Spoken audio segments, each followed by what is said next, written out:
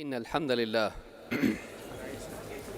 نحمده ونستعينه ونستغفره ونعوذ بالله من شرور أنفسنا ومن سيئات أعمالنا من يهده الله فلا مضل له ومن يضلل فلا هادي له وأشهد أن لا إله إلا الله وحده لا شريك له وأشهد أن محمدًا عبده ورسوله أما بعد فإن خير الحديث كتاب الله وخير الهدي هدي محمد صلى الله عليه وعلى آله وسلم وشر الأمور محدثاتها وكل محدثة بدعة وكل بدعة ضلالة وكل ضلالة في النار.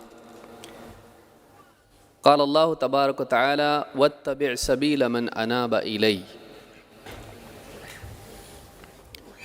قابل احترام صدر اجلاس، مجلس میں موجود موقر علماء کرام، ذمہ داران، قریب و بعید سے آئے ہوئے میرے محترم دینی بھائیوں، نوجوان ساتھیوں اور قابل احترام ماں اور بہنوں، ابھی آپ تفصیل سے شیخ محترم سے منہج سلف کے بارے میں سن رہے تھے۔ اس دور میں اس منہج کے تعلق سے بتانا بہت زیادہ ضروری اس لیے بھی ہے کہ آج بولنے والے، دعوت دینے والے بڑھ گئے ہیں اور ہر انسان تک سب کی بات پہنچ رہی ہے، اور انسان کے لیے جن کو وہ سن رہا ہے، چاہے ارادے سے ہو یا غیر ارادی طور پر اس کے پاس وہ چیزیں آ رہی ہوں، تفریق کرنا مشکل ہو گیا ہے۔ ہر آدمی قرآن کا حوالہ دیتا ہے، ہر آدمی حدیث کا حوالہ دیتا ہے، لیکن سمجھ میں نہیں آتا ہے کہ کس کی بات صحیح ہے۔ اس لیے قرآن و سنت کے متون کو کیسے سمجھا جائے اور ان سے کیا معنی اخذ کیے جائیں، کون سا راستہ اپنایا جائے، یہ طے کرنا ایک عام انسان کے لیے مشکل ہو جاتا ہے۔ یہی اہمیت پیدا ہوتی ہے منہج سلف کی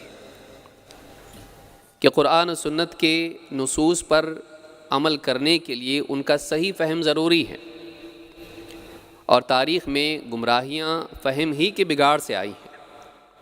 قرآن و سنت تو اپنی جگہ باقی ہیں، لیکن ہر دور میں صحابہ کے دور ہی سے ایسے لوگ پنپے، ظاہر ہوئے، سامنے آئے جنہوں نے قرآن و سنت کے معنی کو اپنی خواہشات کے مطابق لوگوں کے سامنے بیان کیا، خود بھی گمراہ ہوئے، دوسروں کو بھی گمراہ کیا، اور مستقل ایک فرقے کی بنیادیں انہوں نے ڈالیں۔ یہ سلسلہ آج بھی چل رہا ہے۔ ہر بولنے والا قرآن و سنت کی دلیل پیش کرتا ہے اور پھر اپنی چاہت کے مطابق اپنے فلسفے کو لوگوں کے سامنے بیان کرتا ہے۔ لوگ نصوص سے دھوکہ کھا کے اس کی بات کو قرآن و سنت سے ماخوذ سمجھتے ہیں اور گمراہ ہو جاتے ہیں۔ اس لیے ضروری ہے کہ ہم قرآن و سنت پر عمل کرنے کے لیے سلف کے منہج کی پیروی کریں۔ سلف کا منہج کیا ہے؟ یہ وہی راستہ ہے جس کی ہم کو سورۃ الفاتحہ میں دعا کرنے کا اللہ تعالیٰ نے حکم دیا ہے۔ اہدنا الصراط المستقیم، اے اللہ ہم کو صراط مستقیم کی رہنمائی عطا کر، صراط مستقیم کی ہدایت دے، اس کی توفیق دے، اس پر جمائے رکھ۔ یہ جو راستہ ہے یہی سلف کا راستہ ہے۔ قرآن کریم میں اللہ تعالیٰ نے کئی مقامات پر اس کی طرف اشارہ کیا ہے، الفاظ کے فرق کے ساتھ، اجمال اور تفصیل کے ساتھ۔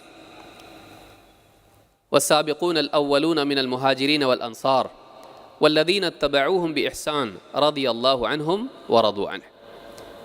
وہ پہلے سبقت لے جانے والے مہاجر و انصار، اور وہ لوگ بھی جنہوں نے بہترین طور پر ان کی پیروی کی، اللہ تعالیٰ ان سے راضی ہو گیا اور وہ اللہ سے راضی۔ یہاں تفصیل سے بتایا گیا کہ کون ہمارے سلف ہیں جن کو ہم کو دیکھ کے چلنا ہے، جیسا کہ شیخ محترم نے بھی کہا کہ صحابہ ہمارے سلف ہیں، ان کے امام محمد رسول اللہ صلی اللہ علیہ وسلم، اور پھر ان کے بعد جتنے لوگ اسی راستے پر چلتے رہے، ہم سے پہلے گزرے، وہ بھی ہمارے سلف ہیں۔ انہی کے راستے پر ہم کو بھی چلنا ہے۔ اس راستے سے انحراف انسان کو کفر و شرک کی طرف، بدعات کی طرف، گمراہیوں کی طرف لے جاتا ہے۔ اسی لیے اللہ تعالیٰ نے فرمایا وَاتَّبِعْ سَبِيلَ مَنْ أَنَابَ إِلَيَّ، اس کے راستے کی پیروی کر جو میری طرف لوٹا پلٹا، میری طرف جس نے رجوع کیا۔ اس سے معلوم ہوتا ہے کہ اللہ تعالیٰ کی طرف سے اس بات کا حکم ہے کہ ہم اپنے اسلاف کے راستے پر چلیں، سلف صالحین کے راستے پر چلیں، گمراہوں کے راستے سے بچیں۔ انہی میں سے ایک اہم مسئلہ یہ بھی ہے کہ گمراہی کے دور میں جہاں کئی لوگ مختلف افکار کے حاملین ہوں، غلط دعوتیں دیتے ہوں اور وہ ہمارے معاشرے میں جیتے ہوں، ان کے ساتھ ہمارا معاملہ کیسا ہونا چاہیے، ہم ان کے ساتھ کیسا تعلق رکھیں بھی یا نہیں۔ اس تعلق سے سلف کا راستہ کیا ہے، اس معاملے میں سلف کیسا عمل کرتے تھے اور انہوں نے کیا ہم کو تعلیمات دی ہیں، یہ جاننا ضروری ہے۔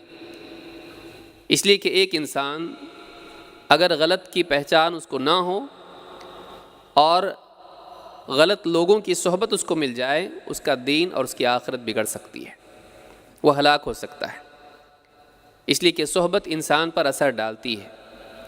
لہٰذا بری صحبت کے اعتبار سے انسان کو حساس ہونا چاہیے، صحبت اختیار کرنے کے اعتبار سے انسان کو سمجھدار ہونا چاہیے کہ وہ کس کے ساتھ ہے۔ اہل بدعت کے بارے میں سلف کا موقف کیا ہے، ایک بہت بڑا عنوان ہے جس میں بہت سارے پہلو آتے ہیں۔ کچھ باتیں ہم اپنے ماحول کے اعتبار سے اور ہماری اس دور کی ضرورت کے اعتبار سے دیکھیں گے اور 5 حصوں میں اپنی گفتگو کو ہم تقسیم کریں گے۔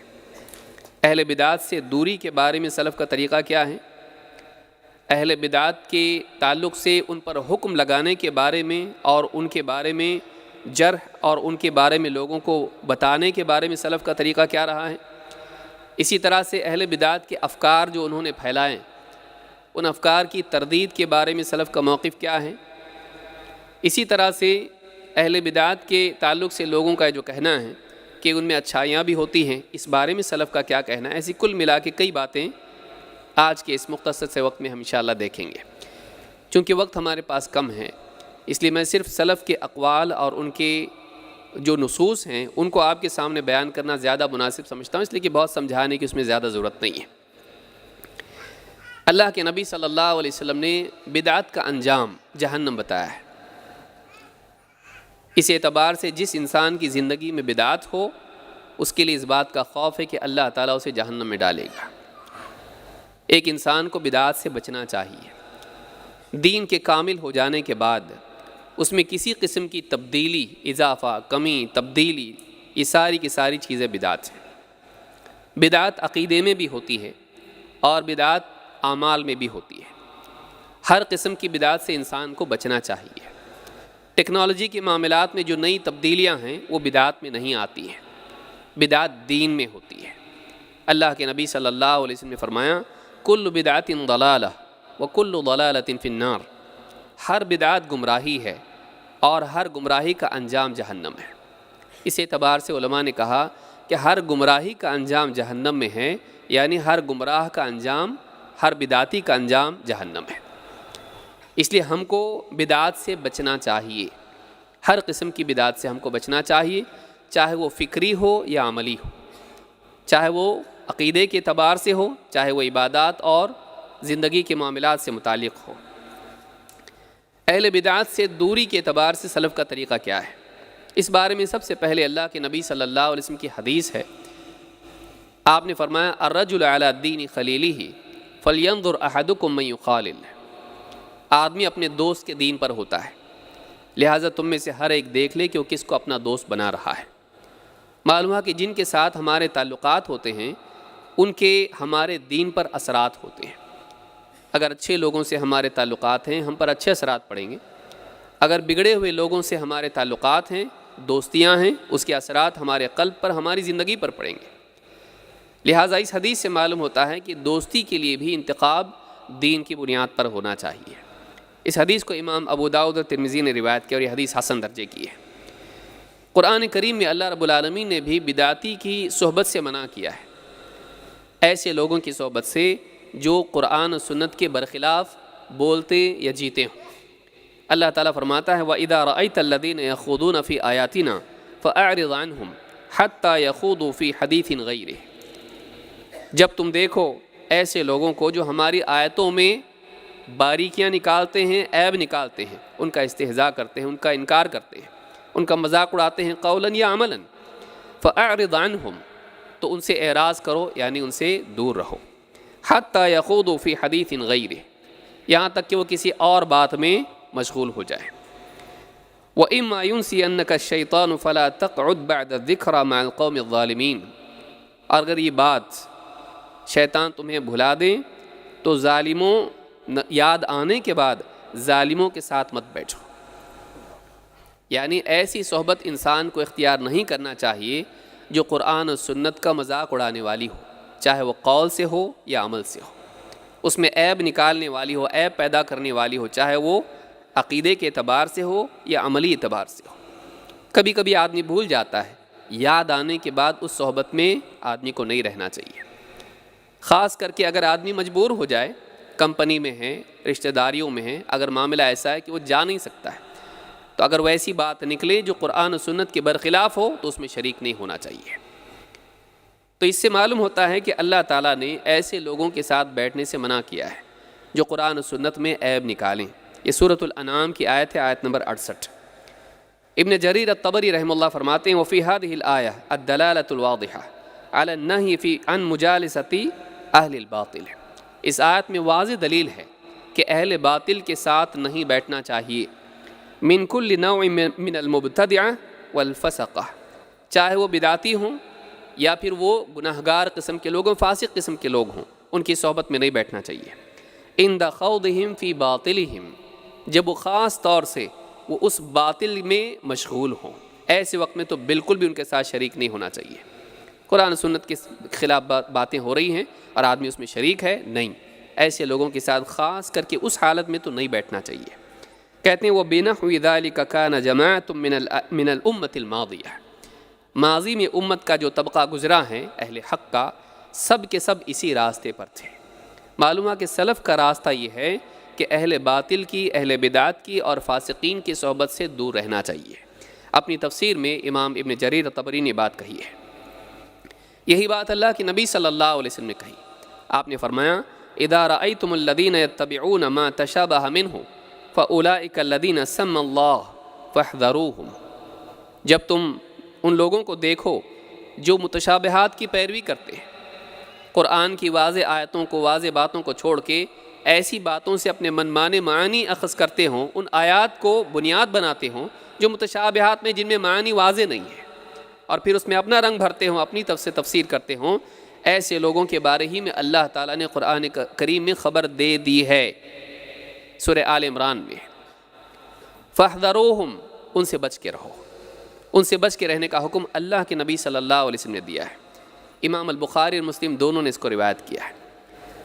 قیامت کے دن خود اللہ کے نبی صلی اللہ علیہ وسلم بدعتیوں کو دھتکاریں گے حوض کوثر سے، آپ بھی ان کی قربت پسند نہیں کریں گے۔ اللہ کے نبی صلی اللہ علیہ وسلم فرماتے ہیں انا فرطکم علی الحوض، میں حوض کوثر پر تم سب میں سب سے پہلے پہنچ کر معاملات کی درستگی کرنے والا ہوں۔ فرط، فمن وردہ شرب منہ، جو بھی اس حوض پر آئے گا اس سے اس کو پینا نصیب ہوگا، اس کا پانی پینا نصیب ہوگا۔ ومن شرب منہ لم یظمأ بعدہ ابدا، اور جو اس حوض سے پانی پیے گا اس کے بعد وہ کبھی کبھی کبھی پیاسا نہیں ہوگا۔ لَيَرِدُ عَلَيَّ أَقْوَامٌ أَعْرِفُهُمْ وَيَعْرِفُونِ، کچھ لوگ اس پر آئیں گے، میں انہیں پہچانتا ہوں گا، وہ بھی مجھے پہچان لیں گے۔ ثُمَّ يُحَالُ بَيْنِي وَبَيْنَهُمْ، لیکن پھر میرے اور ان کے درمیان فرشتے حائل ہو جائیں گے، رکاوٹ ڈال دی جائے گی۔ فَأَقُولُ إِنَّهُمْ مِنِّي، میں کہوں گا یہ تو میرے ہی لوگ ہیں، یعنی میری امت کے افراد ہیں۔ فَيُقَالْ إِنَّكَ لَا تَدْرِي مَا بَدَّلُوا بَعْدَكَ، مجھ سے کہا جائے گا، فرشتے کہیں گے آپ کو نہیں معلوم آپ کے بعد انہوں نے کیا کیا تبدیلیاں کر دی اللہ کے دین میں، اپنے دین میں۔ مرتد بھی اس میں آتے ہیں، بدعتی بھی اس میں آتے ہیں۔ فَأَقُولُ سُحْقًا سُحْقًا لِمَنْ بَدَّلَ بَعْدِي، تو جواب میں کہوں گا دوری ہو ان لوگوں کے لیے جنہوں نے میرے بعد میں تبدیلیاں کر دی، یا تو اپنا ہی دین بدل کے مرتد ہو گئے یا پھر بدعات کے ذریعے سے اللہ کے دین میں تبدیلیاں کی۔ اس حدیث کو امام البخاری مسلم دونوں نے روایت کیا ہے۔ معلوم ہے قیامت کے دن اللہ کے نبی صلی اللہ علیہ وسلم بھی چاہیں گے نہیں کہ بدعتی آپ کے قریب آئیں، آپ بھی ان کی قربت کو پسند نہیں کریں گے۔ اس حدیث کے بارے میں حافظ بن عبد البر رحمہ اللہ فرماتے ہیں کل من احدث فی الدین فہو من المطرودین عن الحوض، ہر وہ شخص جس نے اللہ کے دین میں تبدیلی کر دی وہ حوض سے دھتکارے جانے والوں میں شامل ہوگا، کالخوارج والروافض وسائر اصحاب الاہواء، چاہے وہ خارجی ہوں جو کہ پہلا فرقہ تھا اسلام کی تاریخ میں، یا روافض ہوں جو صحابہ کو گالیاں دیتے ہیں جنہوں نے اپنے عقیدے بھی بگاڑ لیے، یا پھر وہ سارے بدعتی اصحاب الاہواء خواہشات کی پیروی کرنے والے بدعتی، سب کے سب اس حدیث کے وعید میں شامل ہیں۔ اس سے معلوم ہوتا ہے کہ قیامت کے دن اللہ کے نبی صلی اللہ علیہ وسلم بھی حوض کوثر سے ان لوگوں کو دھتکار دیں گے جو بدعات کا ارتکاب کرتے ہیں، جنہوں نے بدعات گھڑی ہیں۔ اس سلسلے میں بعض لوگ اہل بدعات کی باتوں کو سنتے ہیں کہ فلاں صاحب تزکیے میں بہت اچھا بولتے ہیں، ان کی باتیں سن کر ہمارے دل پر اثر پڑتا ہے، دل نرم ہوتا ہے، لہٰذا میں ان کا وہ خطاب سن لیتا ہوں۔ بعض فوائد لوگوں کو اپنی زندگی میں دکھائی دیتے ہیں اخلاقی اعتبار سے یا کسی اعتبار سے، اور وہ بدعتی لوگوں کو سنتے ہیں۔ اور آج تو بہت آسان ہو گیا، کہیں جانے کی ضرورت نہیں، اپنے گھر کی تنہائی میں پلنگ پر بیٹھ کر بھی آدمی کسی کو بھی سن سکتا ہے موبائل فون کے ذریعے سے۔ تو بعض لوگ اپنی عقل لڑا کر اہل بدعات کو سنتے ہیں کہ بھئی ہمارے علماء تو تنقید کرتے رہتے ہیں، سخت باتیں بولتے ہیں، عقیدہ اور فقہ اور یہی چلتا ہے، فلاں کی بات تزکیے میں مجھ کو بہت اچھی لگتی ہے، میں بس اتنا ان کو سنتا ہوں، اس سے دل پر اثر پڑتا ہے۔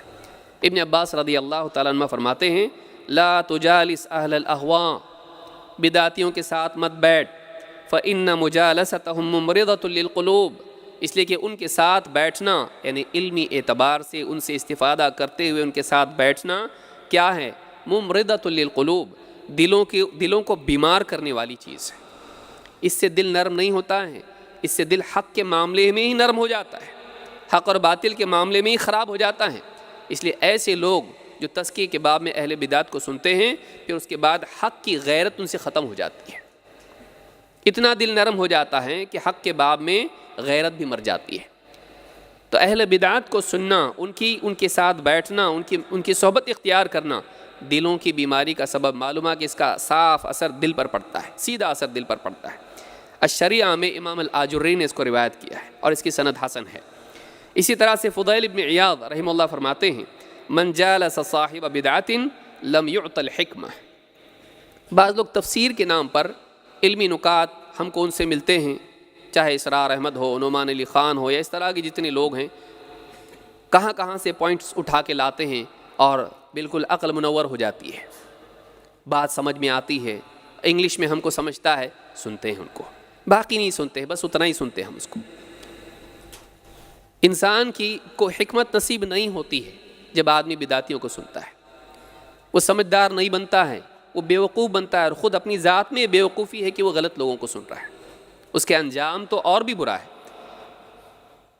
فضیل بن عیاض کہتے ہیں کہ من جالس صاحب بدعت، جو بدعتی کی صحبت اختیار کرتا ہے، لم یعط الحکمہ، اس کو حکمت نصیب نہیں ہوتی ہے، کیونکہ حکمت سنت ہے۔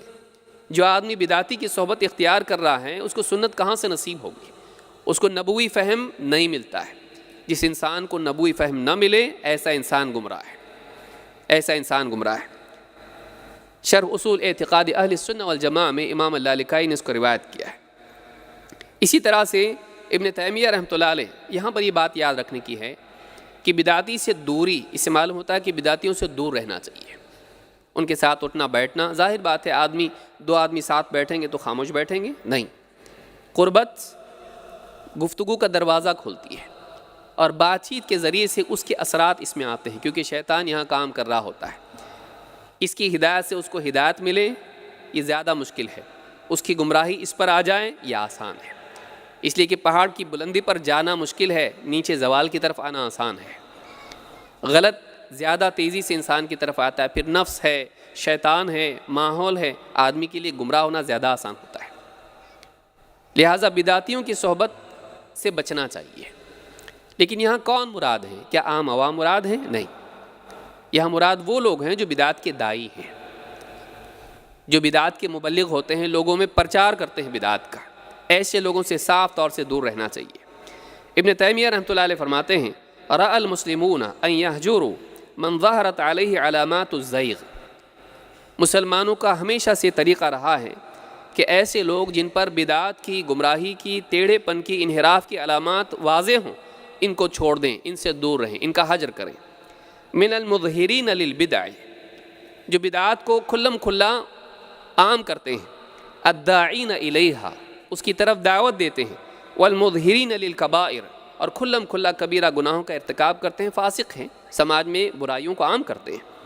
فأما من كان مستترا بمعصية أو مسرا لبدعة غير مكفرة فإن هذا لا يهجر، لیکن وہ شخص جو چھپ کے گناہ کرتا ہو، لوگوں میں عام نہیں کرتا ہو گناہوں کو، انفرادی زندگی میں کمیاں کوتاہیاں اس کی ہیں، یا ایسی بدعات کا ارتکاب کرتا ہو جس سے وہ کافر نہیں ہوتا ہے، تو اور چھپ کے اس پر عمل کرتا ہے، لوگوں میں اس کی دعوت نہیں دیتا ہے، ایسے آدمی کا بائیکاٹ نہیں ہونا چاہیے، ایسے آدمی کا حجر نہیں ہوگا۔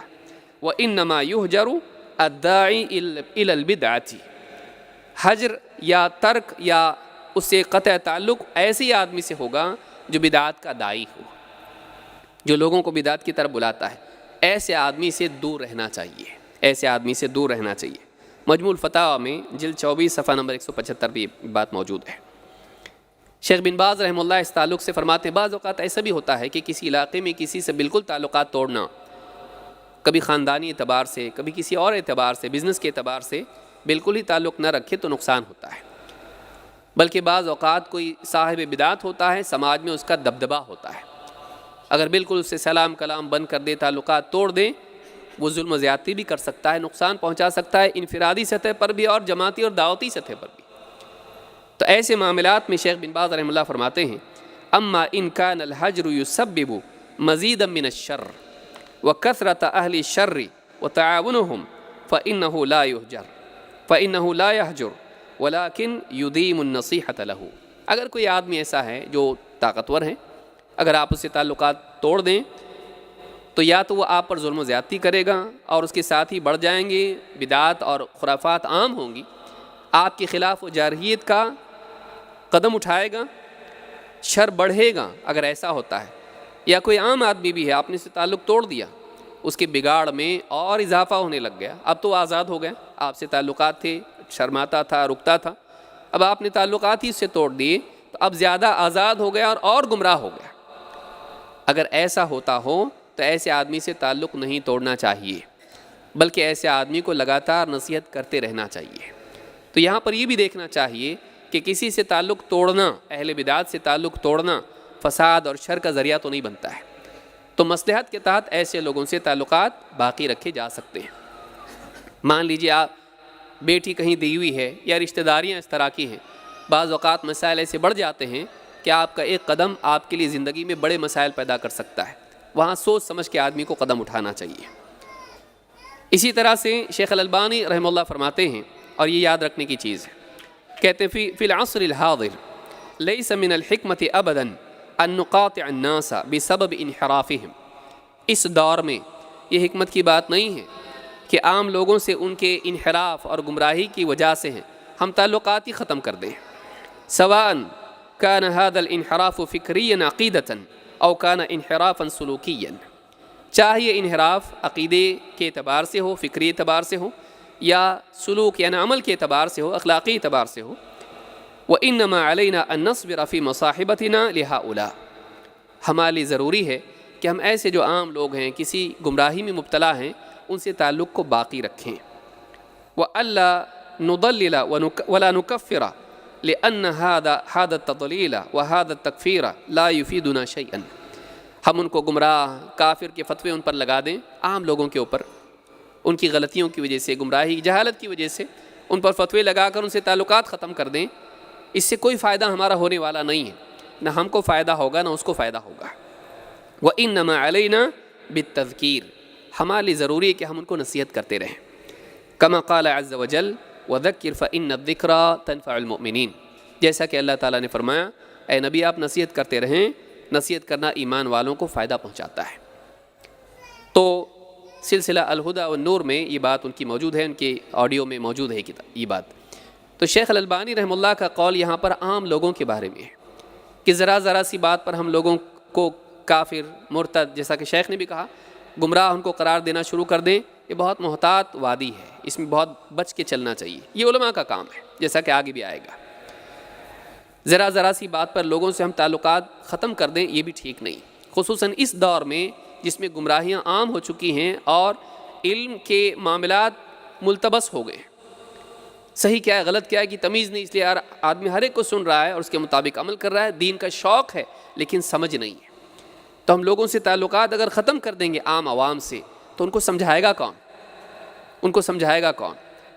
یہاں جو دوری ہے یہ ان لوگوں سے ہے جن کے تعلق سے آپ پر ان کے اثرات آ سکتے ہیں، آپ کو وہ کھائی میں لے کے گر سکتے ہیں، آپ کو اپنی طرف گمراہی کی طرف کھینچ سکتے ہیں، اتنے پاورفل لوگ ہیں۔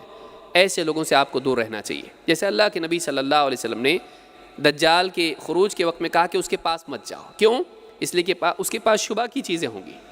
اگر کوئی ایسا آدمی ہے کہ جو بولنے میں اتنا ماہر ہے کہ آپ کو کنفیوز کر سکتا ہے، آپ اس کے پاس نہ جائیں، نہ سمجھنے کے لیے نہ سمجھانے کے لیے، اس سے دور رہیں۔ لیکن عام عوام جو کچھ نہیں جانتی ہے، آپ اگر ان سے تعلقات توڑ دیں تو آپ کی بجائے ان کو اب بچا کون ان کو سمجھانے والا ہے؟ تو یہ فرق کرنا ضروری ہے، بدعت کے داعیوں سے دور رہنا لیکن عوام سے تعلقات ختم نہیں کرنا، بلکہ تعلق باقی رکھتے ہوئے ان کو سمجھاتے رہنا۔ یہ پہلا حصہ ہوا اہل بدعت سے دوری۔ دوسرا حصہ ہے اہل بدعت سے علم لیا جائے یا نہیں، ان سے علم حاصل، دین کا علم حاصل کیا جائے یا نہیں۔ اس تعلق سے سلام ابن ابی مطیع کہتے ہیں ان رجلا من اہل الاہواء قال لایوب السختیانی یا ابا بکر اسألک عن کلمہ۔ اہل بدعت میں سے ایوب السختیانی کے پاس ایک شخص آیا اور کہا کہ اے ابو بکر، میں آپ سے ایک بات پوچھنا چاہتا ہوں، بس آپ سے ایک سوال پوچھنا چاہتا ہوں۔ بعض اوقات اہل بدعت کی شروعات سوال سے ہوتی ہے، وہ آپ سے چھیڑ کے بات کرنا چاہتے ہیں اور باتوں میں الجھانا چاہتے ہیں، تو سوال کے ذریعے سے آپ سے بات کرتے ہیں۔ تو کہا کہ میں آپ سے ایک سوال پوچھنا چاہتا ہوں۔ فَوَلَّى وَهُوَ يُشِيرُ بِإُصْبِعِهِ وَلَا نِصْفَ كَلِمَةٍ۔ ایوب السختیانی فوراً اس سے مڑ گئے، اس سے تعلق انہوں نے قطع کر پیٹ دکھا کے کہا اللہ کی قسم آدھی بات بھی نہیں۔ وَيُشِيرُ بِإُصْبِعِهِ، اپنی اس چھوٹی انگلی کا اشارہ کرتے ہوئے کہا کہ میں اتنی بات بھی نہیں، آدھی بات بھی تم سے سننا نہیں چاہتا۔ ایک بات تو بہت دور کی بات ہے، آدھی بات بھی نہیں۔ وَأَشَارَ لَنَا سَعِيدٌ بِخِنصَرِهِ الْيُمْنَى، اتنا کہا کہ اتنی بات بھی نہیں سننا ہے۔ اہل بدعات سے سننا نہیں، سوال بھی نہیں، جواب بھی نہیں۔ وہ تو سوال بھی نہیں سنتے تھے سلف، آج ہم جوابات سن رہے ہیں کہ ہم کو اسرار احمد کی تفسیر بہت اچھی لگتی ہے، ہم کو فلانے کی تفسیر اچھی لگتی ہے، فلانے کی تزکیے پہ خطابات اچھے لگتے ہیں، فلانے سے ہم عربی سیکھ رہے ہیں، فلاں سے ہم یہ سیکھ رہے ہیں۔ دھیرے دھیرے وہ اپنی ساری باتیں سکھانا شروع کر دیتا ہے۔ تو اہل بدعات سے نہیں سیکھا جائے گا۔ امام الدارمی نے اس کو صحیح سند کے ساتھ روایت کیا ہے۔ اسی طرح سے مسلم ابن یسار کہتے ہیں لا تمکن صاحب بدعت من سمعک، بدعتی کو اپنا کان مت دیں، بدعتی کی بات مت سن، فیصب فیہا ما لا تقدر ان تخرجہ من قلبک، کیوں؟ اس لیے کہ وہ تیرے کانوں میں ایسی اپنی بات انڈیل دے گا کہ پھر تو اپنے دل سے اس کو نکال نہیں پائے گا۔ بعض اوقات ہوتا یہ کہ آدمی یوٹیوب پہ کسی کو سنتا ہے، اپنے دل کا مسئلہ تلاش کرتا ہے، کہیں ملتا نہیں، جو پہلے مل گیا لے لیا، اور اگر اپنی پسند کے مطابق جواب مل گیا تو اس پر فدا ہو جاتا ہے، اس نے وہی جواب دیا جو میں چاہتا تھا۔ پھر اس کے ایک دو خطابات خود تلاش کرتا ہے، بات اگر اچھی لگے تو اس سے محبت ہو جاتی ہے۔ اب اس سے محبت ہونے کے بعد میں علماء کی جب بات سنتا ہے کہ یہ گمراہ ہیں تو علماء کو چھوڑ دیتا ہے، اس کو نہیں چھوڑ پاتا ہے۔ اس کی ایک بات سننے کا نتیجہ یہ ہوا۔ تو کہا کہ بدعتی کو اپنی سماعت مت دے، اس کی بات مت سن، وہ تیرے کان کے راستے سے تیرے دل میں ایسی بات ڈال دے گا کہ پھر دل سے نکال نہیں سکتا ہے۔ بعض علماء نے کہا کہ عجیب بات یہ ہے کہ آدمی پیٹ کے بارے میں تو حساس ہوتا ہے لیکن دل کے بارے میں نہیں، علم غلم الٹا سلٹا کھاتا نہیں ہے، کیوں؟ پیٹ خراب ہو جائے گا۔ حالانکہ پیٹ میں اگر غلط چیز چلی بھی جائے تو پاخانے کے راستے سے نکل بھی جاتی ہے، لیکن دل میں اگر بات چلی جائے زندگی بھر پھنسی رہتی، نکال نہیں پاتا ہے۔ دل کی حفاظت نہیں کرتا ہے، پیٹ کی کرتا ہے، جبکہ دل کی زیادہ کرنا چاہیے۔ لیکن دل میں بات کہاں سے جاتی ہے؟ کان کے راستے سے۔ تو اہل بدعات کو نہیں سننا چاہیے۔ کیوں؟ اس لیے کہ آپ کے دل میں ایسا شبہ ڈال دے گا کہ وہ زندگی بھر آپ نکال نہیں پائیں گے۔ پیٹ کی گندگی نکل جاتی ہے، دل کی گندگی نہیں نکل پاتی ہے، الا یہ کہ اللہ تعالیٰ اس کی حفاظت کرے، اس کو علماء سے جوڑے اور اس کی شبہات دور کرے۔ الابانہ میں ابن بطہ نے اس کو روایت کیا ہے۔ ابن سیرین رحمۃ اللہ علیہ فرماتے ہیں لم يكونوا يسألون عن الاسناد فلما وقعت الفتنة قالوا سموا لنا رجالكم۔ پہلے لوگ صحابہ کے دور میں سند نہیں پوچھتے تھے، کس نے تم سے بیان کیا بتاؤ معتبر ہے کہ نہیں پوچھتے تھے۔ لیکن جب فتنہ پیدا ہوا، مختلف گروہ پیدا ہوئے، گمراہیاں آئیں، تو قالوا سموا لنا رجالکم، پھر لوگوں نے، اہل حق نے کہنا شروع کیا تم نے یہ بات کس سے سنی، ہم کو بتاؤ، یہ حدیث تم کہاں سے لا رہے ہو، ہم کو بتاؤ کس سے سنی، سند بتاؤ، ہم کو رجال بتاؤ کن سے سنی۔ فَيُنظَرُ إِلَىٰ أَهْلِ السُّنَّةِ فَيُؤْخَذُ حَدِيثُهُمْ، تو دیکھیں گے ہم اہل سنت میں سے ہے کہ نہیں آدمی، اور پھر اس کی بات قبول کریں گے۔ وَيُنظَرُ إِلَىٰ أَهْلِ الْبِدْعِ فَلَا يُؤْخَذُ حَدِيثُهُمْ، اور ہم اہل بدعات کو پہچانیں گے اور ان کی حدیث نہیں لیں گے۔ کون ہے اس حدیث کو بتانے والا، اس کا حال اس کو بتاؤ کون ہے، پھر ہم دیکھیں گے اہل سنت میں سے یا اہل بدعات میں سے ہے۔ اہل سنت میں سے ہوگا تو اس کی بات لیں گے، اہل بدعات میں سے ہوگا اس کی بات نہیں لیں گے۔ سلف کا طریقہ یہ تھا کہ اہل بدعات سے حدیث بھی نہیں لیتے تھے، اہل بدعات سے حدیث بھی نہیں لیتے تھے۔ امام مسلم نے اپنے مقدمے میں اس کو روایت کیا ہے۔ سفیان ثوری رحمۃ اللہ علیہ فرماتے ہیں، بلکہ علماء نے یہاں اس سے یہ معلوم ہوتا ہے، ایک تو سننا نہیں، دوسرے سنانا بھی نہیں۔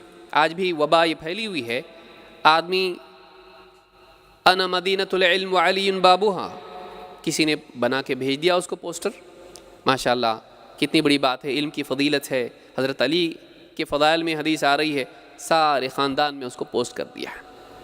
پتہ چلا وہ کسی شیعہ کی طرف سے آئی ہوئی ہے، نہج البلاغہ یا فلاں کتاب سے اس کو لیا گیا ہے، اور یہ اس کو عام کر رہا ہے۔ اہل بدعات کی بات کو نشر بھی نہیں کرنا چاہیے، ان کے شبہات کو عام لوگوں میں بیان بھی نہیں کرنا چاہیے۔ کیوں؟ اس لیے کہ ہو سکتا ہے آپ پر اس کا اثر نہ ہو، لیکن سننے والے پر اس کا اثر ہو جائے۔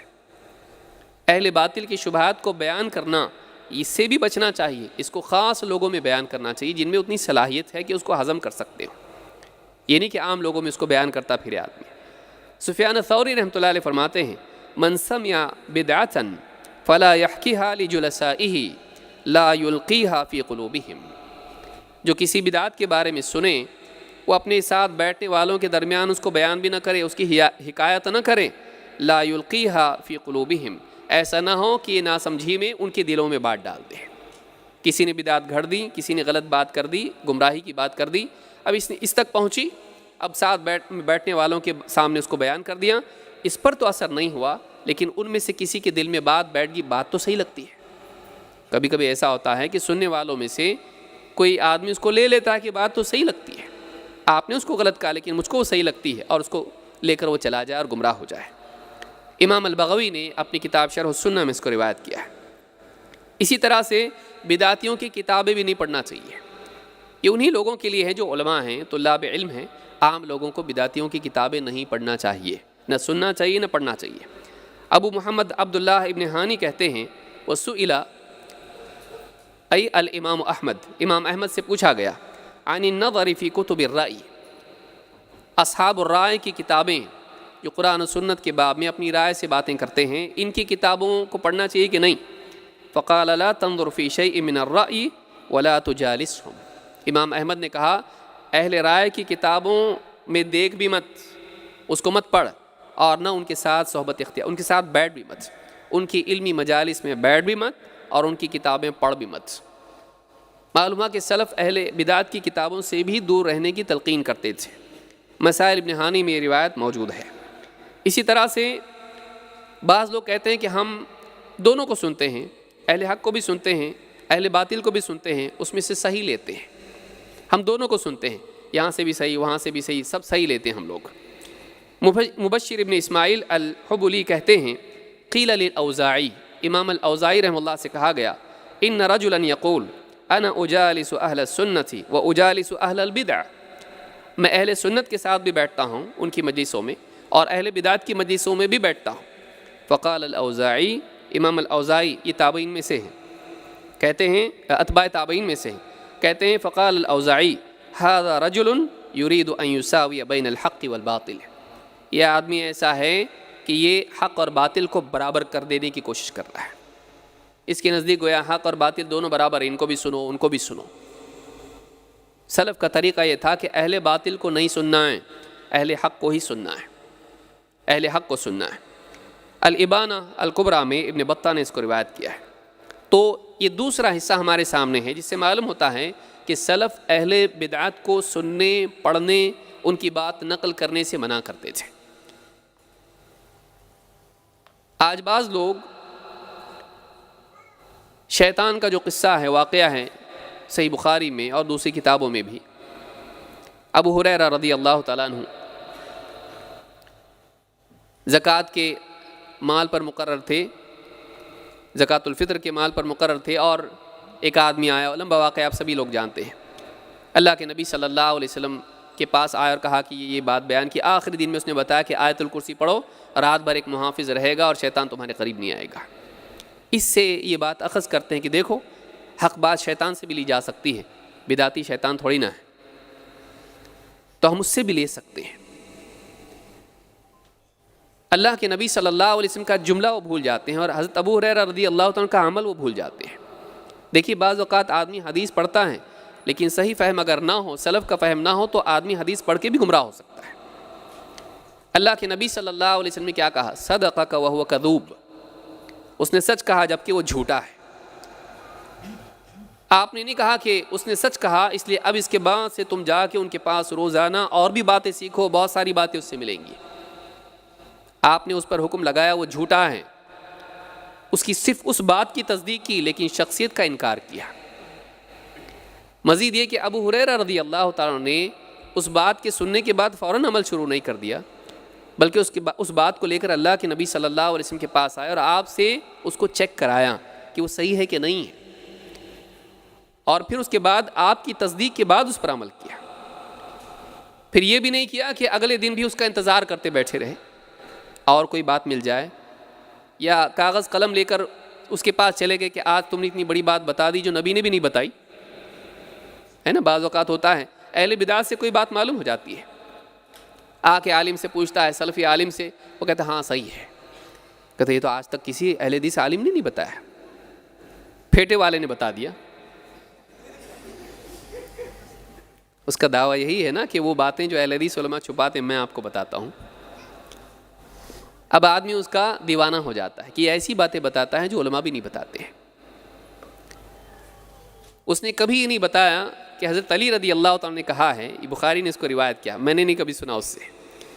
حضرت علی رضی اللہ تعالیٰ خود فرماتے ہیں کہ لوگوں کے سامنے حدث الناس بما یعرفون اتریدون ان یکذب اللہ ورسولہ، لوگوں کے سامنے وہی باتیں بیان کرو جو وہ سمجھ سکیں۔ کیا تم یہ بات پسند کرتے ہو کہ اللہ اور اس کے رسول کو جھٹلایا جائے؟ کچھ باتیں نہیں بتانے کی بھی ہوتی ہیں عوام میں، صحابہ کے اختلافات، ان کے وہ سارے معاملات جس سے ان کے بارے میں بدگمانی پیدا ہو کے انسان دین کے بارے میں شک و شبہ کا شکار ہو سکتا ہے۔ ایسی باتیں عوام میں نہیں بیان کی جائیں گی، طلبہ میں بیان کی جا سکتی ہیں۔ سارے طلبہ اس کو تاریخ کے ضمن میں پڑھتے ہیں، چھپایا نہیں جاتا اس کو، لیکن عوام کے سامنے اس کو اس لیے بیان نہیں کیا جاتا ہے کہ ابھی ان کی بنیاد نہیں بنی ہے، اور اگر وہ صحابہ کے بارے میں بدظن ہو جائیں تو پورے دین کے بارے میں بدظن ہو سکتے ہیں، قرآن و سنت کا انکار کرنے والے بن سکتے ہیں، اور ہوا ہے ایسے، اور کئی لوگ شیعت کی طرف چلے بھی گئے۔ تو اب آدمی یہ کہتا ہے کہ دیکھو ایسی بات اس نے بیان کی جو نبی نے بھی نہیں بیان کی، تو حضرت ابو ہریرہ چلے نہیں گئے کہ اب اس سے میں اور بھی باتیں سیکھوں گا جو یہاں نہیں ملتی ہیں، وہاں سے ملیں گی، ایسا نہیں کیا۔ لہٰذا اہل بدعت سے علم نہیں لیا جائے گا، گمراہ لوگوں سے علم نہیں لیا جائے گا۔ ہاں اگر کوئی بات ان کی طرف سے آتی ہے، ہمارے علماء، اہل حق علماء اس کی تصدیق کرتے ہیں، اس کو صحیح مانیں گے، صحیح کو غلط نہیں کہیں گے صرف اس وجہ سے کہ وہ اہل بدعت میں سے ہے۔ تو یہ دوسری بات بھی یاد رکھنا ضروری ہے، اہل بدعت سے علم نہیں لیا جائے گا، حق کو اہل حق سے لیا جاتا ہے، اہل باطل سے نہیں۔ حق کو اہل حق سے لیا جاتا ہے، اہل باطل سے نہیں۔ بعض اوقات اہل باطل کوئی حق بات بول بھی دیتے ہیں، لیکن پھر اس کے بعد ایسی غلط باتیں بولتے ہیں کہ آدمی گمراہ ہو جاتا ہے اور تمیز نہیں ہونے کی وجہ سے گمراہ ہو جاتا ہے۔ یہی ہمارے نوجوانوں کا ہوتا ہے جب وہ علماء سے ہٹ کر اپنی مرضی سے لوگوں کو سننا شروع کرتے ہیں اور عالم سے چیک نہیں کرواتے ہیں۔ دل میں ایک چور ہوتا ہے کہ اگر بتاؤں گا تو بولیں گے مت سنو، اس وجہ سے سنتے رہتے ہیں، پھر دل میں محبت بیٹھ جاتی ہے۔ محبت بیٹھنے کے بعد عالم کی تنقید بھی حسد دکھائی دیتی ہے۔ ہاں، عالم صاحب بولتے مت سنو اس کو، کہتے ہیں آپ کے لائکس کم ہیں، ان کے بہت زیادہ ہیں، آپ جلتے ہیں ان سے۔ عالم کیوں جلے گا؟ عالم کو کوئی اس کی وجہ سے کوئی دنیا میں منفعت ملتی ہے؟ وہ آپ کو بچانا چاہتا ہے، اس کا اپنا کوئی فائدہ نہیں ہے۔ بعد میں پتہ چلتا ہے کہ عمر کا ایک حصہ جانے کے بعد کچھ حقائق سامنے آتے ہیں اور پھر وہ آدمی خود جس کی یہ سنتا تھا، جس کے گیت گاتا تھا، وہ ایسی بکواس کرنے لگ جاتا ہے کہ پھر اس کا دل بھی اس سے کھٹا ہو جاتا ہے۔ لیکن اب بال سفید ہو چکے ہوتے ہیں، جوانی چلی گئی، زندگی چلی گئی، ساری زندگی اسی میں لگا دی، اب جا کے معلوم ہوا کہ یہ گمراہ تھا۔ اس وقت کا کیا کرے گا جو چلا گیا؟ اور ان لوگوں کو جن کو اس نے فارورڈ کیا، ان کو واپس کیسے لا سکتا ہے؟ بعض اوقات یہ دوسروں کو فارورڈ کرتا ہے، وہ چلے جاتے ہیں، یہ اپنی اصلاح کر لیتا ہے، وہ اپنی اصلاح نہیں کرتے ہیں، وہ نہیں مانتے۔ لہٰذا آدمی اہل باطل سے، گمراہ لوگوں سے، بدعتیوں سے دین نہیں لے، چاہے ان کی باتیں کتنی بھی اچھی لگیں، ان کی باتیں کتنی بھی اچھی لگیں۔ تیسرا حصہ ہماری گفتگو کا ہے کہ اہل بدعت پر جرح کرنا اور ان کے حال کو لوگوں میں بیان کرنا۔ آج جو ہمارا دور چل رہا ہے یہ رواداری کا ہے۔ مسلمانوں کے سیاسی حالات خراب ہیں، اس لیے کوئی کسی کے بارے میں کچھ نہ بولے، چاہے دینی حالات کتنے بھی خراب کیوں نہ ہو جائے۔ سیاسی حالات کب خراب نہیں تھے مسلمانوں کے؟ کیا اس دور میں جب سیاسی حالات خراب رہے علماء نے حق کو بیان کرنا چھوڑا؟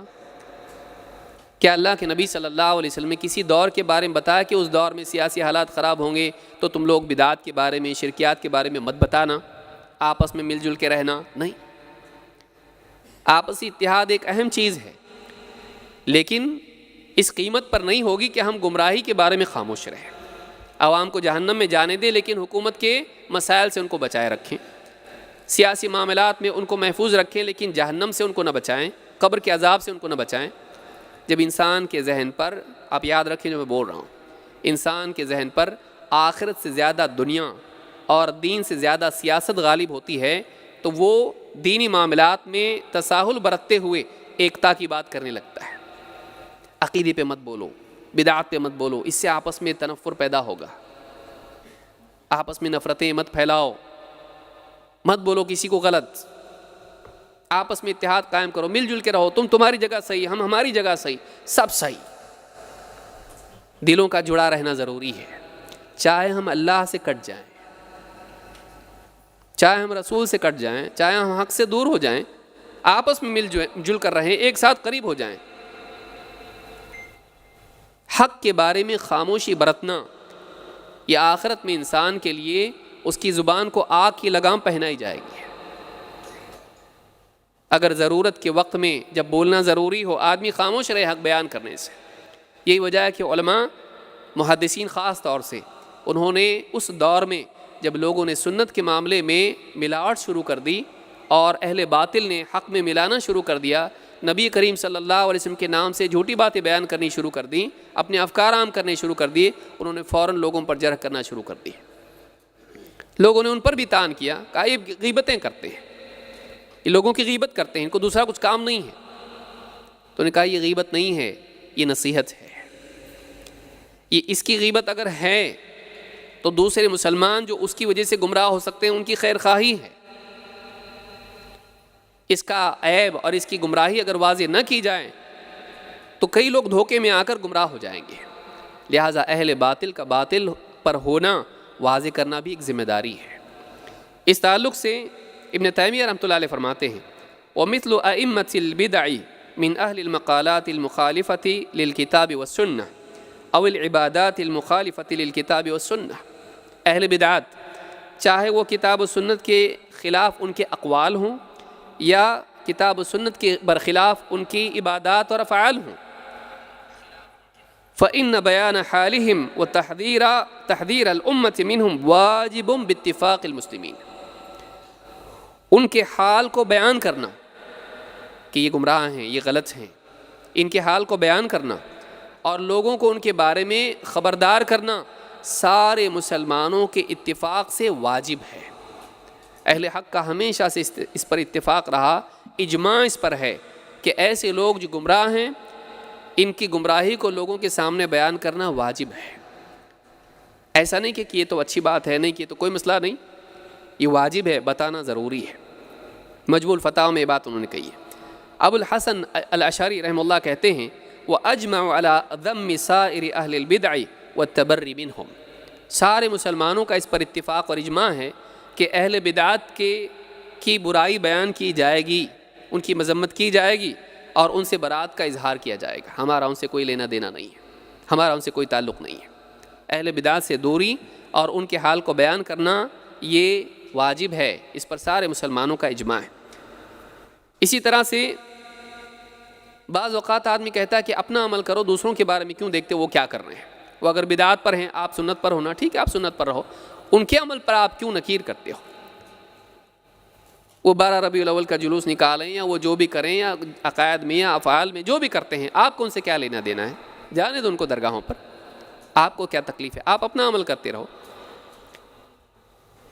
مرودی رحمہ اللہ کہتے ہیں قلت لأبی عبداللہ یعنی امامنا احمد، امام احمد رحمۃ اللہ علیہ سے انہوں نے کہا ترى للرجل ان يشتغل بالصوم والصلاة ويسكت عن الكلام في اہل البدع، آپ کا کیا کہنا ہے اس آدمی کے بارے میں جو اپنے نماز روزے میں مشغول ہوتا ہے، صوم و صلاۃ میں مشغول ہوتا ہے، لیکن اہل بدعات کا حال واضح نہیں کرتا ہے، ان پر گفتگو نہیں کرتا ہے، ان کے بارے میں چپی سادے رہتا ہے۔ فَكَلَحَ فِي وَجْهِهِ، امام احمد رحمۃ اللہ علیہ کے چہرے پر غصے کے آثار ظاہر ہوئے۔ وَقَالَ إِذَا هُوَ صَامَ وَصَلَّى وَاعْتَزَلَ النَّاسَ أَلَيْسَ إِنَّمَا هُوَ لِنَفْسِهِ، کہا کہ اگر وہ صوم و صلاۃ میں مشغول ہو جائے لوگوں سے کٹ کٹا کے تو کیا اس کا فائدہ اس کی اپنی ذات کو نہیں ہوگا؟ قلت بلا، میں نے کہا ہاں اس کا فائدہ اس کی اپنی ذات کو ہے۔ قال فَإِذَا تَكَلَّمَ كَانَ لَهُ وَلِغَيْرِهِ، اور اگر اہل بدعات پر وہ کلام کرے، ان کے گمراہ ہونے کو واضح کرے تو اس کا فائدہ اس کو تو ہوگا ہی ہوگا، لوگوں کو بھی ہوگا، کیا ایسا نہیں ہے؟ يَتَكَلَّمْ افضل، انہوں نے کہا اس کو چاہیے کہ وہ بات کرے اور یہی افضل ہے، اس کو چاہیے کہ وہ اہل بدعات کا رد کرے، جو گمراہ لوگ ہیں جو لوگوں کو گمراہ کرتے ہیں ان کے بارے میں بیان کرے کہ لوگوں کو گمراہ کرتے ہیں، خاموش نہیں رہے۔ طبقات الحنابلہ میں یہ روایت موجود ہے۔ اسی طرح سے محمد بن بشران الجرجانی کہتے ہیں قلت لأحمد بن حنبل یا ابا عبداللہ انہ لیشتد علی ان اقول فلان کذاب و فلان ضعیف، کہا کہ اے ابو عبداللہ مجھے یہ بات میرے اوپر بڑی بھاری گزرتی ہے، بوجھ محسوس ہوتا ہے کہ میں لوگوں کے بارے میں کہوں فلاں کذاب ہے، جھوٹا ہے، فلاں ضعیف ہے، راویوں پر ذرا برا لگتا ہے بولنے کو کہ فلاں کذاب ہے، فلاں ضعیف ہے۔ فقال علی اذا سکت انت وسکت انا فمتى يعرف الجاہل الصحیح من السقیم، اگر تم بھی چپ ہو جاؤ میں بھی چپ ہو جاؤں تو ایک جاہل آدمی کو صحیح اور ضعیف حدیث میں فرق کیسے معلوم پڑے گا؟ یعنی علماء جو راویوں پر جرح کرتے تھے حسد کی وجہ سے یا اپنے نفس کی لذت کی وجہ سے نہیں کرتے تھے، وہ ذمہ داری کی وجہ سے کرتے تھے کہ دین میں ملاوٹ نہ ہو جائے، عام لوگ گمراہ نہ ہو جائے، کیونکہ علماء عوام سے پہلے پہچان لیتے ہیں کہ گمراہ کون ہے۔ اگر وہ لوگوں کو نہیں بتائیں گے تو گمراہ آ کے پوری دندناتے ہوئے سب گمراہی پھیلا کے چلا جائے گا اور عوام اس کا نقصان اٹھائے گی، پھر جا کے زمانے کے بعد معلوم پڑے گا کہ یہ آدمی گمراہ تھا، نقصان ہو چکا ہوگا۔ اس نقصان سے بچنے کے لیے اور بچانے کے لیے علماء لوگوں کے بارے میں بتاتے ہیں، ان کی کوئی ذاتی غرض اس میں نہیں ہوتی ہے۔ لیکن ایک جاہل آدمی جو خود بھی غلطیاں کرتا ہے اور اس کا طریقہ غیبت والا ہی ہوتا ہے، وہ علماء کو اپنے اوپر قیاس کر لیتا ہے، یہ بھی میری طرح جلتے ہیں، یہ بھی میری طرح حسد کرتے ہیں، یہ بھی ان کو بھی کچھ کام نہیں ہے، غیبتیں کرتے ہیں لوگوں کی۔ اہل باطل کی غیبت کرنا غیبت نہیں ہے، نصیحت ہے، امت کے لیے خیر خواہی ہے۔ الجامع لاخلاق الراوی و آداب السامع میں خطیب البغدادی نے اس کو روایت کیا ہے۔ اسی طرح سے بعض اوقات یہ کہا جاتا ہے کہ فلاں صاحب تو چلے گئے نا دنیا سے، اب ان کے بارے میں کیوں کلام کرتے ہو؟ جو آدمی مر گیا چھوڑ دو اس کو. اور اس باب میں روایتیں بھی ہیں، اذا مات صاحبکم فدعوہ، جب تمہارا ساتھی مر جائے تو چھوڑ دو اس کو. لیکن یہ روایتیں ایک خاص باب میں ہیں. اگر ایک انسان کی غلطیاں ذاتی ہوں، اس سے عوام کا کوئی تعلق لینا دینا نہ ہو، لیکن ایک آدمی جو اپنے زندگی میں گمراہی کی کتابیں لکھ چکا ہو، خطابات کر چکا ہو، اور اس کے مرنے کے بعد بھی اس کی بات اور اس کا قلم سے لکھی ہوئی چیزیں باقی ہوں، تو گویا کہ وہ ابھی بھی ہے، کیونکہ اس کا نقصان ابھی بھی باقی ہے. عوام گمراہ ہو سکتی ہے، تو چاہے وہ زندہ ہو یا دنیا سے جا چکا ہو، اس کی غلطیوں پر لوگوں کو خبردار کرنا اور اس کے بارے میں بتانا ضروری ہے. اسی لیے آپ دیکھیں ابن حجر رحمہ اللہ فرماتے ہیں وَقَدْ أَجْمَعَ الْعُلَمَاءُ عَلَى جَوَازِ جَرْحِ الْمَجْرُوحِينَ مِنَ الرُّوَاةِ أَحْيَاءً وَأَمْوَاتًا. علماء کا اس پر اجماع ہے، سب کی رائے متفق ہے، اس پر کوئی اختلاف نہیں علماء میں کہ چاہے راوی زندہ ہو یا مر چکا ہو، اور اگر وہ ضعیف ہے تو اس پر جرح کرنا کیا ہے؟ یہ جائز ہے، گناہ نہیں ہے، غلط نہیں ہے، بلکہ یہ واجب ہے. اگر نہیں بتائیں گے لوگ گمراہ ہو جائیں گے. تو چاہے کوئی گمراہ انسان دنیا سے جا چکا ہو، یہ نہیں کہا جائے گا جانے دو نا، وہ تو چلا گیا دنیا سے، اب اس کے بارے میں کیوں اپنی زبان خراب کر رہے ہو؟ ابھی تھوڑی نا وہ زندہ ہے کہ لوگوں کو نقصان پہنچائے. وہ زندہ نہیں ہے، لیکن اس کے افکار، اس کے اقوال اور اس کا قلم سے لکھی ہوئی کتابیں آج لوگوں میں عام ہیں. لہٰذا اس کی غلطیوں سے لوگوں کو خبردار کرنا ضروری، بتانا ضروری کہ یہ آدمی صحیح نہیں تھا. فتح الباری میں یہ بات ابن حجر نے کہی ہے. لیکن یہاں یہ بات بھی یاد رکھنے کی ہے کہ بعض اوقات یہ جو دینی غیرت ہے، بدعات کے خلاف نفرت جو ہے، بعض اوقات انسان کو غلو تک بھی لے جاتی ہے. لوگوں میں دونوں طرح کے لوگ ہیں. ایک وہ ہیں جو سب کو سینے سے لگا لیتے ہیں، سب کو گلے لگاتے ہیں، مسلمان ہیں تو چلو کسی کے بارے میں کچھ مت بولو، اور اس میں تساہل برتتے ہیں. اہل بدعات کو بھی بڑے بڑے القاب دیتے ہیں، صحیح نہیں ہے. لیکن اس کے برخلاف دوسرے لوگ بھی ہیں. اس میں خاص طور سے بعض اوقات نوجوان آ جاتے ہیں جو بڑے جذباز ہوتے ہیں، جذباتی ہوتے ہیں. اور ذرا جیسے شیخ نے بھی اشارہ جس کی طرف کیا کہ جلد بازی میں آ کے جب وہ پڑھنا شروع کرتے ہیں، علم حاصل کرتے ہیں، تو بڑے بڑے علماء کی کچھ غلطیاں بھی ان کے سامنے آتی ہیں.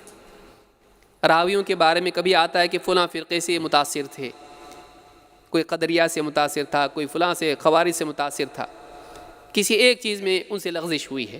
بڑے بڑے علماء سے ہوتی ہے. کون ہے جو غلطیوں سے پاک ہے؟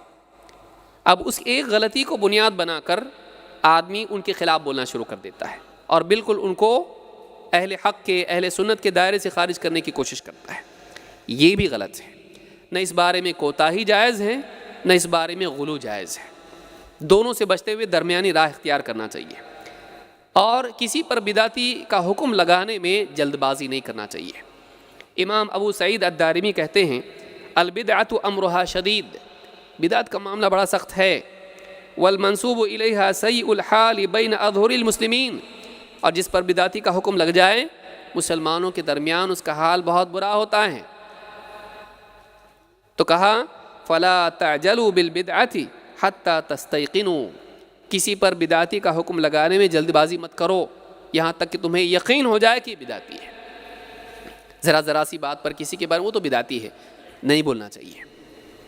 جب تک کہ اہل حق بڑے علماء نہیں بولتے ہیں، اس پر بدعتی کا حکم نہیں لگاتے ہیں، تب تک کہ ہم کو جلد بازی کر کے کسی پر بدعتی کا حکم نہیں لگانا چاہیے. الرد علی الجہمیہ میں امام الدارمی نے بات کہی ہے. تو اس سے بات معلوم ہوئی کہ بدعتی کا حکم لگانے میں جلد بازی نہیں کرنا چاہیے. موجودہ دور کے بڑے علماء میں سے شیخ ربیع بن ہادی، جن کے بارے میں یہ سمجھا جاتا ہے کہ بہت سخت ہیں، لوگوں پر بہت جلدی حکم لگا دیتے ہیں بدعتی ہونے کا، خود ان کا کیا کہنا ہے؟ کہتے ہیں من وقع فی بدعۃ ان کانت ظاہرۃ واضحۃ، جو شخص کسی بدعت میں مبتلا ہو جائے، اگر وہ بدعت بالکل ظاہر اور واضح ہو، کھلم کھلا بدعت ہو، ہمیشہ سے مسلمان اس کو بدعت مانتے آئے ہیں، کالقول بخلق القرآن او دعاء غیر اللہ، مثلا قرآن کے مخلوق ہونے کا عقیدہ، یا اسی طرح سے غیر اللہ سے دعا کرنے کا عمل اگر کوئی اس کا ارتکاب کرتا ہے، او الذبح لغیر اللہ، یا اللہ کے غیر کے لیے، غیر اللہ کے لیے ذبح کرتا ہے جانور، او شیء من هذه الامور الواضحہ، یا بالکل ایسے امور جو بالکل ان کا گمراہی اور بدعت اور غلط ہونا واضح ہے، اگر کوئی آدمی ایسی چیز میں مبتلا ہوتا ہے فَهَذَا يُبَدَّعُ بِالْبِدْعَةِ الْوَاحِدَةِ، اس ایک بدعت کا حکم اس پر لگایا جائے گا کہ یہ فلاں بدعت میں مبتلا ہے اور اس کی تبدیل کی جائے گی۔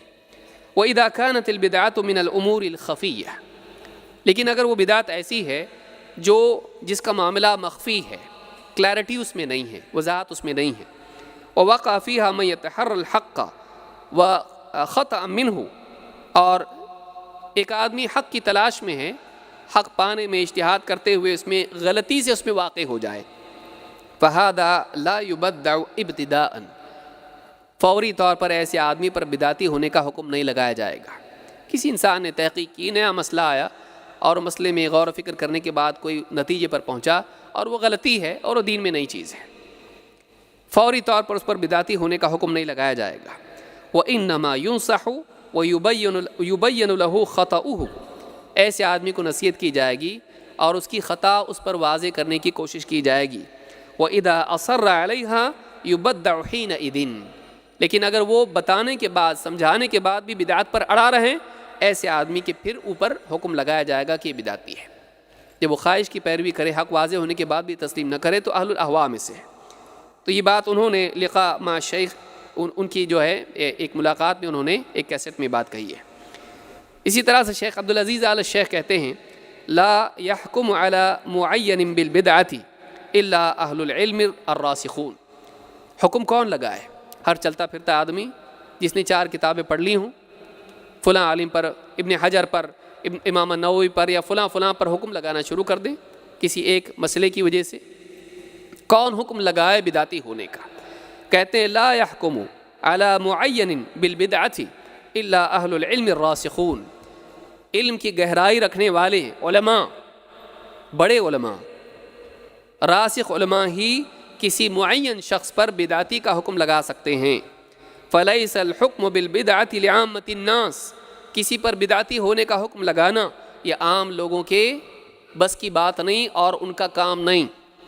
او لعامة طلبة العلم، اور یہ عام طالب علم کا بھی کام نہیں ہے، طلبۃ العلم کا بھی، جو ابھی بھی پڑھنا سیکھ رہے ہیں، ابھی فارغ بھی نہیں ہوئے، وہ جرح و تعدیل کے امام بن کر لوگوں پر حکم لگانا شروع کر دیں دینی حمیت کے عنوان کے تحت، ان کے لیے بھی ٹھیک نہیں ہے۔ انما ہوا لأہل العلم الراسخین، یہ کام اہل علم کا ہے جو علم کا رسوخ رکھتے ہوں، گہرے علم والے ہیں، یہ انہی کا کام ہے۔ ابن قیم بعض اوقات یہ ہوتا ہے کہ مجتہدین پر بھی آدمی حکم لگاتا ہے، جیسا کہ شیخ نے بھی کہا، ہر عالم سے بلکہ بڑے بڑے ائمہ سے بھی کچھ معاملات میں غلطیاں ہوئی ہیں، کون غلطی نہیں کرتا ہے؟ کیا ان سے امامت کا مقام چھن جاتا ہے اس غلطی کی وجہ سے؟ اس معاملے میں کیا اصول ہے؟ ابن قیم رحمۃ اللہ علیہ بہت نفیس بات کہی ہے، کہتے ہیں من قواعد الشرع والحکمت ایضا، شریعت کے قاعدوں سے یہ بات سامنے آتی ہے اور حکمت کا بھی تقاضا یہی ہے، ان من کثرت حسناتہ وعظمت، جس کی بھلائیاں، خوبیاں، نیکیاں، دین کی خدمات یا اچھے کام بہت زیادہ ہوں اور بڑے بڑے کارنامے اس نے انجام دیے ہوں، وَكَانَ لَهُ فِي الْإِسْلَامِ تَأْثِيرٌ ظَاهِرٌ، اور اسلام کی خدمت میں اس کا بڑا اثر رہا ہو، فَإِنَّهُ يُحْتَمَلُ لَهُ مَا لَا يُحْتَمَلُ لِغَيْرِهِ، اس کی جو خطائیں، اس کی جو کوتاہیاں ہیں، ان سے درگزر کیا جائے گا جو دوسروں کے معاملے میں نہیں ہوتا ہے۔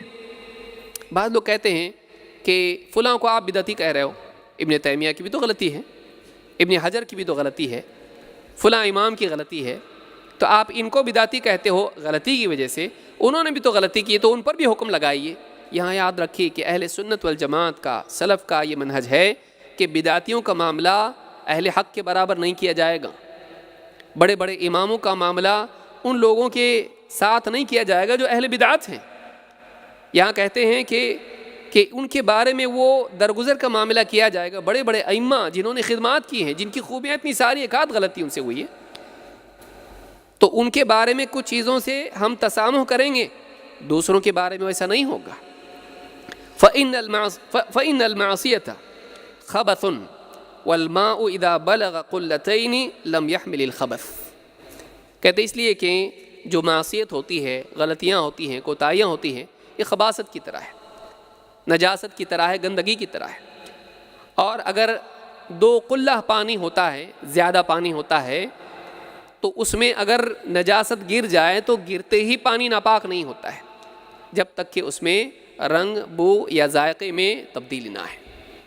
تو صرف نجاست کے وقوع سے زیادہ پانی گندا نہیں ہوتا ہے، تھوڑے پانی میں اگر نجاست گر جائے تو گرتے ہی ناپاک ہو جاتا ہے، لیکن بڑا پانی، اس میں اگر زیادہ پانی ہو، اس میں اگر نجاست گر جائے، اس نجاست سے وہ ناپاک نہیں ہوتا ہے۔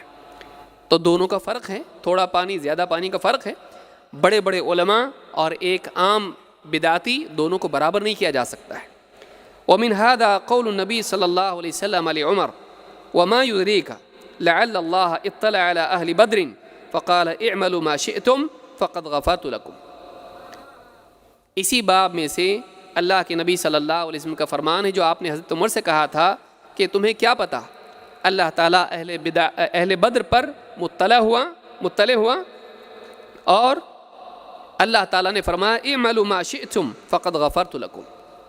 بدر کے صحابہ سے اللہ تعالیٰ نے کہا تم جو چاہے عمل کرو، میں نے تمہاری مغفرت کر دی، کیونکہ ان کا کام اتنا بڑا تھا کہ اس کے بعد ان سے اگر کوئی غلطی ہو جائے تو وہ اللہ کی طرف سے معاف ہے۔ بعض اوقات ایک آدمی اس کی کارنامے دین کی خدمت میں اتنے زیادہ ہوتے ہیں کہ کچھ غلطیاں اس سے جو ہوتی ہیں ان سے درگزر کیا جاتا ہے۔ تو ائمہ کے بارے میں آپ یہ نہیں کر سکتے، بڑے بڑے امام آپ کسی غلطی کی بنیاد پر ان پر بھی بدعتی کا حکم لگا دیں، اور جیسے حدادیہ نے کیا کہ ابن حجر کی کتابوں کو جلا دو، فلاں کی کتابوں کو جلا دو، ان میں خرافات ہیں، ان کا عقیدہ صحیح نہیں ہے، مؤولہ میں سے ہیں، متأولین میں سے ہیں، نووی کی کتابیں جلا دو، ان کے لیے مغفرت کی دعا بھی نہیں کر سکتے۔ یہ طریقہ غلط ہے۔ جن لوگوں نے دین کی خدمت کی ہے، کچھ کوتاہیاں، کچھ غلطیاں ان سے اگر ہو جائیں، چاہے بدعت کی قبیل سے ہی کیوں نہ ہو، تب بھی ان کے لیے درگزر کا معاملہ رہے گا۔ یہ فرق عام لوگوں میں اور ان میں ہوگا۔ معاذ بن جبل رضی اللہ عنہ کہتے ہیں اجتنب من کلام الحکیم المشتہرات۔ ایک حکیم انسان، حکمت والا انسان، بڑا عالم، اس کی کوئی بات مشہور ہو جاتی ہے، غلطی ہوتی ہے، التی یقال لها ما هذه، جس کے بارے میں لوگ بولنے لگے کہ کیا بول دیا انہوں نے۔ کبھی کبھی حکیم بھی ایسی اول فول بات بول دیتا ہے، غیر علمی بات بول دیتا ہے، غلطی اس سے ہو جاتی ہے بولنے میں۔ ولا یثنینک ذلک عنہ، اس کی اس بات سے تو بچ، لیکن اس کی وہ غلطی تجھے اس سے دور نہ کر دے۔ فإنہ لعلہ ان یراجع، ممکن ہے وہ اپنی غلطی سے رجوع کر لے، تو اس سے دور ہو جائے گا، وہ اپنا اس غلطی سے رجوع کر لے گا اور تو محروم ہو جائے گا۔ امام ابو داؤد نے اس کو روایت کیا ہے اور اس کی سند صحیح ہے۔ تو اہل حق کے بارے میں یہ بات یاد رکھیں۔ تو اہل بدعت پر جرح ہوگی، لیکن اہل حق سے اگر کوئی غلطی ہوتی ہے تو اس معاملے میں ان کے لیے نرمی برتی جائے گی، سختی نہیں۔ آخری بات کہہ کے میں اپنی بات ختم کر رہا ہوں۔ ایک طبقہ آج یہ بھی ہے جو کہتا ہے کہ ٹھیک ہے فلاں غلط ہے، لیکن اس کی غلطیاں ہیں تو اس کی خوبیاں بھی تو ہیں۔ آپ اگر اس پر تنقید کر رہے ہو تو پہلے اس کی خوبیاں بیان کرو۔ اگر آپ صرف اس پر تنقید کرتے ہو اور اس کی خوبیاں نہیں بیان کرتے ہو تو آپ کیا ہو؟ آپ ظالم ہو۔ عدل کا تقاضا یہ ہے کہ جب کسی پر جرح کی جائے، کسی بدعتی کے بارے میں برائی کی جائے، تو اس کا کچھ اچھا کام بھی تو ہوگا، تو آپ اس کو بھی بیان کرو۔ اس کو شیخ الالبانی نے بدعت الموازنہ کہا ہے۔ آپ دیکھیں اللہ رب العالمین نے شیطان کی کون سی خوبی بیان کی ہے۔ پچھلی قوموں میں نوح علیہ السلام سے لے کے اور بھی قومیں گزریں، ان کا گمراہ ہونا اللہ نے بتایا، ان کی کون سی خوبیاں بیان کی اللہ نے۔ یہ ضروری نہیں ہے کہ کسی گمراہ انسان کے اوپر جرح کی جائے، اس کی گمراہی کو بتایا جائے تو اس کی خوبیاں بھی بتائی جائیں، یہ ضروری نہیں ہے۔ لیکن ایک طبقہ ہے جو یہ سمجھتا ہے کہ آپ تو صرف ان کے عیوب بیان کرتے ہو اور آپ ان کی خوبیاں بیان نہیں کرتے ہیں۔ کیوں؟ آپ کسی کے بارے میں، اگر آپ کا بچہ ہے مثال کے طور پر ایک ڈرگ ایڈکٹ کے ساتھ اٹھنا بیٹھنا شروع کر دیا، آپ ایسا کہو گے وہ بچہ بڑا اچھا ہے، پڑھائی میں بہت اچھا ہے اور ماں باپ کی خدمت کرتا ہے اور اتنی خوبیاں اس کے اندر ہیں، ڈانٹو تو چپ چاپ سن لیتا ہے اور کوشش کر رہا ہے سدھرنے کی، لیکن ڈرگ ایڈکٹ ہے۔ اگر آپ ایسا کرو گے تو آپ نے اس کے دل میں اس کے لیے نرمی پیدا کر دی۔ نتیجہ یہ ہوگا کہ اس سے دور رہنے کی بجائے اس سے قریب ہوگا۔ جہاں لوگوں کو خبردار کرنا ہو کسی گمراہ سے، وہاں اس کی خوبیاں بیان نہیں کی جاتی ہیں، یہ قاعدہ ہے اہل حق کے نزدیک. لہٰذا یہ کہنا کہ آپ کسی پر جرح کر رہے ہو تو اس کی خوبیاں بھی بیان کرو، یہ طریقہ صحیح نہیں ہے، یہ بدعت ہے. یہ نبی کریم صلی اللہ علیہ وسلم کے آپ دیکھیے جتنے بھی گمراہ فرقے ہوئے ہیں ان کے بارے میں، یعنی آپ صلی اللہ علیہ وسلم نے اپنے زمانے میں جن کے بارے میں کہا، یہود و نصارہ کے بارے میں، آپ نے خوبیاں بیان نہیں کی ان کی، آپ نے عیوب بیان کیے. کتنی ساری قومیں گزری ہیں، تو ضروری نہیں کہ کسی کے بارے میں ان کی برائی بیان کرتے وقت میں ان کی خوبیاں بیان کی جائیں، یہ ضروری نہیں ہے، بلکہ بعض اوقات یہ غلط ہو جاتا ہے. ہاں اگر کسی کا ترجمہ ہے، اس کی پوری زندگی کے حالات بیان کیے جا رہے ہیں، اس طرح سے علماء نے کہا کہ اس کی خوبیاں خرابیاں جو بھی بیان کی جا سکتی ہیں جب اس کا پورا بایو ڈیٹا بیان کیا جا رہا ہے، اس کا جب ترجمہ ذکر کیا جا رہا ہو. لیکن جب عوام میں اس کے بارے میں تنبیہ کی جا رہی ہو تو اس کی خوبیاں بیان نہیں کی جائیں گی. تو یہ کچھ باتیں تھیں جو سلف کے منہج سے ماخوذ ہیں. اللہ رب العالمین ہم کو اہل سنت کے راستے پر چلنے کی توفیق عطا فرمائیں، اہل بدعات سے بچنے کی توفیق عطا فرمائیں، اور صرف انہی علماء کی مجالس میں بیٹھنے اور انہی کی خطابات کو سننے اور انہی کی کتابوں کو پڑھنے کی توفیق دیں جو اہل سنت میں سے ہیں، اہل حدیث میں سے ہیں، سلفی ہیں. جتنے بھی گمراہ ہیں ان لوگوں سے ہم سب کو بچنے کی توفیق عطا فرمائیں. اقول ھذا واستغفر اللہ لی ولکم.